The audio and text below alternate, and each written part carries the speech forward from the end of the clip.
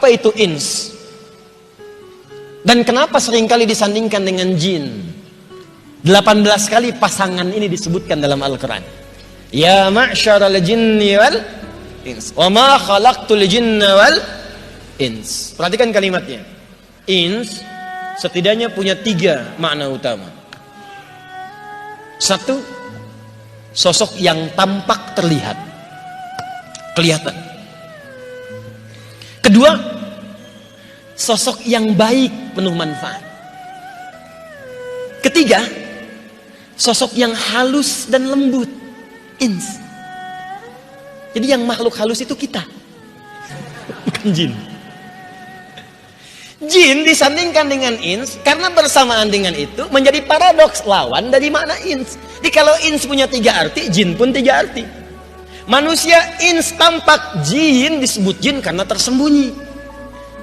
Makanya semua kata dalam bahasa Arab yang dimulai dengan jim dan nun semua tersembunyi. Janin, jim dengan nun. Kenapa disebut janin? Karena tersembunyi di dalam perut ibunda itu. Jannah, jim dengan nun. Kenapa disebut jannah? Karena surganya masih tersembunyi, belum nampak pada kita sekarang. Jelas? Nah, jin sebagai penutup bagian pertama ini, kenapa disebut dengan jin? Karena fitrah penciptaannya tersembunyi, tak nampak dalam pandangan kita sekarang. Makanya kalau ada jin melakukan penampakan, itu jin sedang kena masalah, sedang keluar dari fitrah. Apalagi manusia-manusia pencari-cari penampakan jin, itu sedang penuh dengan persoalan, itu orang gak normal. Sebaliknya, jin tak tampak, manusia tampak, kelihatan.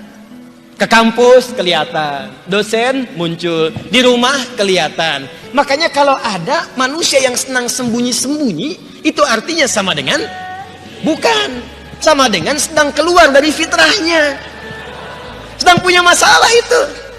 Ke masjid sembunyi-sembunyi, udah tahu ke rumah ada pintu depan lewat jendela, buka WhatsApp istri, suami sembunyi-sembunyi, pasti punya masalah.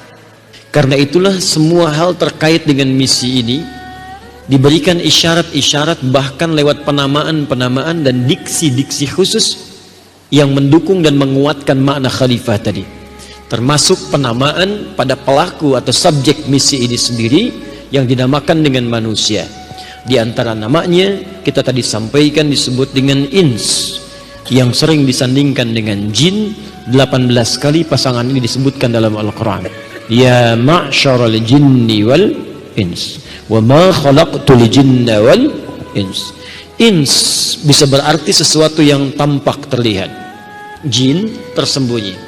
Ins berarti juga pribadi yang lembut, halus.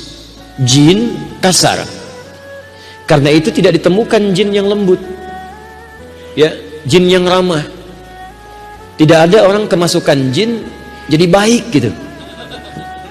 Punten Ustaz, abi badai ngiringan ngaos, kemasukan jin, mustahil. Kalau tidak kata-katanya itu meracau, tindakannya pasti mengacau. Manusia terbalik, dia lembut, halus, baik, bermanfaat.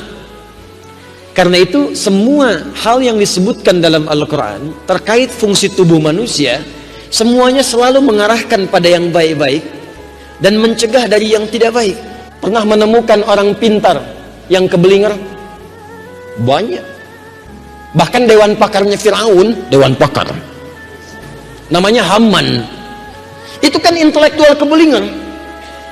Dan intelektual paling keblinger pertama itu namanya iblis.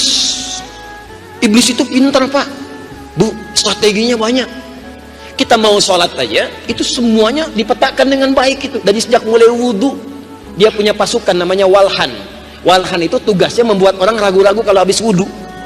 Udah selesai, kayaknya batal deh, kayaknya enggak deh, kayaknya enggak, jojong weh sholat, padahal bau udah kemana-mana. Walhan.